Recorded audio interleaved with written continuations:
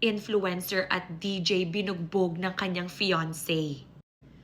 Ito si Jelly O at ito ang kanyang fiancé, ang kanyang partner na si Jam Ignacio na binugbog siya umano. Like, grabe yung mukha niya, duguan, sugatan, sinensor ko lang. Pero like, makikita niyo sa blue up. Ayon sa sister ni Jelly, bigla na lang daw binugbog at sinapak-sapak yung kanyang ate sa loob ng locked na sasakyan.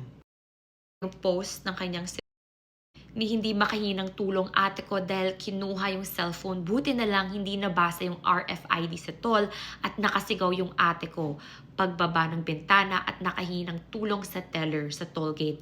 Ngayon, tinakbuhan mo yung mga pulis. So, kilala rin si Jam Ignacio as the ex-boyfriend of Carla Estrada. So, that's good. She dodged a bullet. Grabe, love is so scary. And sometimes, hindi agad lumalabas yung sungay. It takes months or sometimes even years. Kaya sabi noon ng mom ko na galitin mo yung partner mo. Importante na makita mo siya na galit. Like, how is he when he or she is mad? 'Di ba? Are they still nice? Are they still respectful?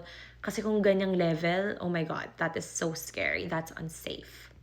Praying for Jelly and other victims of domestic abuse na mahuli na siya.